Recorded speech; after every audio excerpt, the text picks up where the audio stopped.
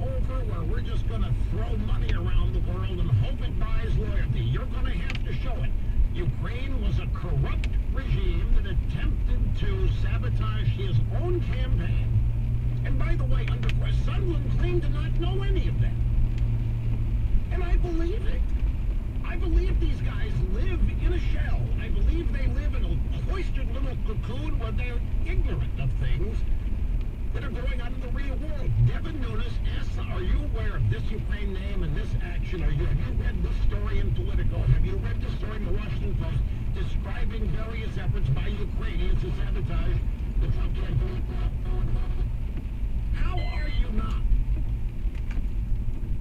They're not, because the drive-by media didn't make a big deal out of it until after Trump was about to be inaugurated. The Politico story on Ukraine's attempts to sabotage Trump happened in January of 2017, and the purpose of the story was Ukraine was scared to death. Trump actually won, despite their best efforts to sabotage his campaign, and now they realized they were going to have to do a 180 if they were going to get any aid from the United States, because the guy they tried to smear actually ended up being elected president. And Sunderland said, I didn't know anything about that.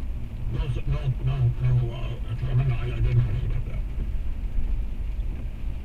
Well, if you don't know about that, then you can't possibly understand the context in which all of this stuff in Ukraine happened.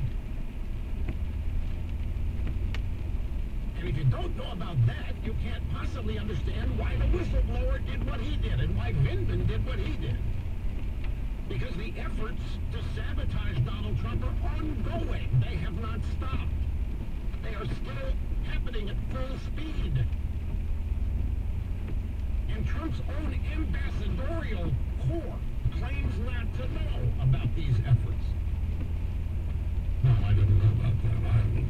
Well, if you don't know about that, then there's no way in hell you can understand Donald Trump's approach to this. There's no way in hell you can understand his attitude about this.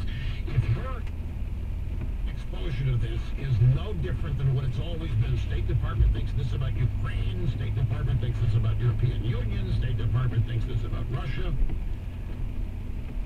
then there's no way you're going to understand somebody, elected president, who's not going to trust that apparatus. Of course he's going to let somebody he trusts like Rudy Giuliani to convey his messages to Ukraine. He doesn't know who he can trust. At the same time this is going on, he's dealing with James Comey trying to undermine him with the Steele dossier.